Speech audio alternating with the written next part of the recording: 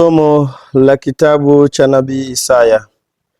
Bwana aliniambia, wewe mtumishi wangu Israeli, ambaye katika wewe nitatukuzwa. Na sasa Bwana asema hivi, yeye aliyeniumba tangu tumboni niwe mtumishi wake, ili nimletee Yakobo tena na Israeli wakusanyike mbele zake tena.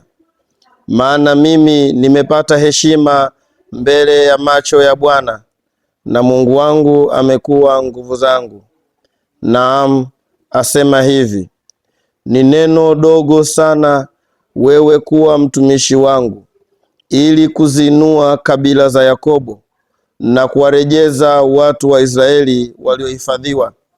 Zaidi ya hayo, nitakutoa uwe nuru ya mataifa, upate kuwa wokovu hata miisho ya dunia. Neno la Bwana. Tumshukuru Mungu.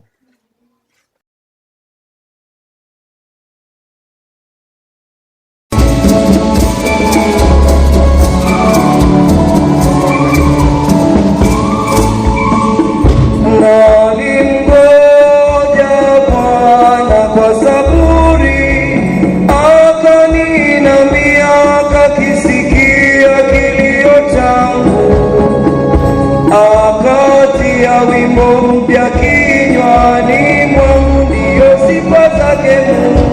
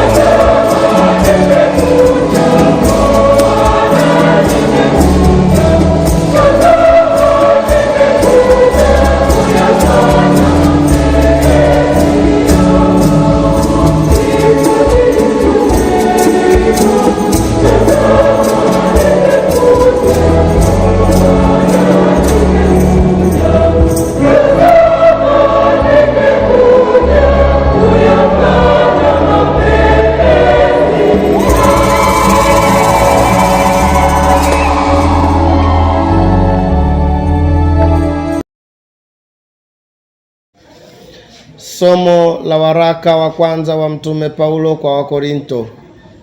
Paulo aliyeitwa kuwa mtume wa Yesu Kristo kwa mapenzi ya Mungu, na Sostene ndugu yetu, kwa kanisa la Mungu lililoko Korinto, wale waliotakaswa katika Kristo Yesu, walioitwa wawe watakatifu, pamoja na wote wanaoliitia jina la Bwana wetu Yesu Kristo kila mahali, Bwana wao na wetu. Neema na iwe kwenu na amani zitokazo kwa Mungu Baba yetu na kwa Bwana Yesu Kristo. Neno la Bwana. Tumshukuru Mungu. Somo la Injili takatifu ilivyoandikwa na Yohane.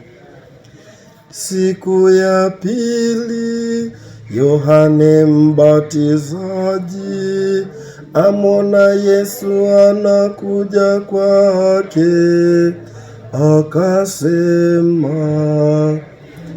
tazama, mwana-kondoo wa Mungu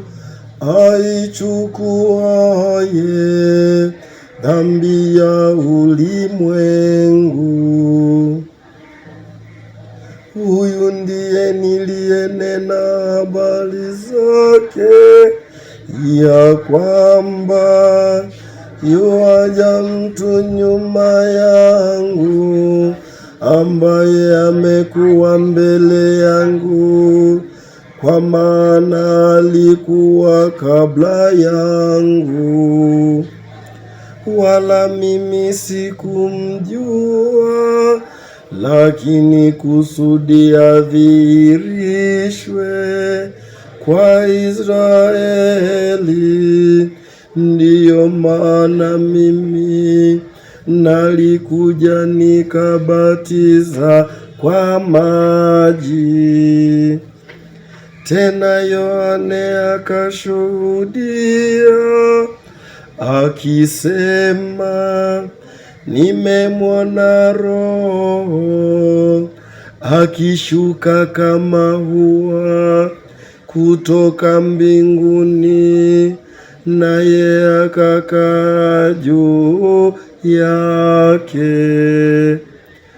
Wala mimi sikumjua, lakini yeye aliyenipeleka kubatiza kwa maji, huyo aliniambia, yeye ambaye utamwona Roho akishuka na kukaa juu yake, huyo ndiye abatizaye kwa Roho Mtakatifu.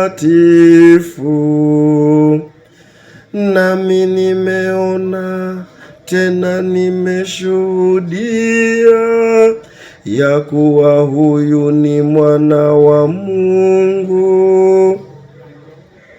Neno la Bwana. Sifa kwako, e Kristo. Sifa kwako, e Kristo.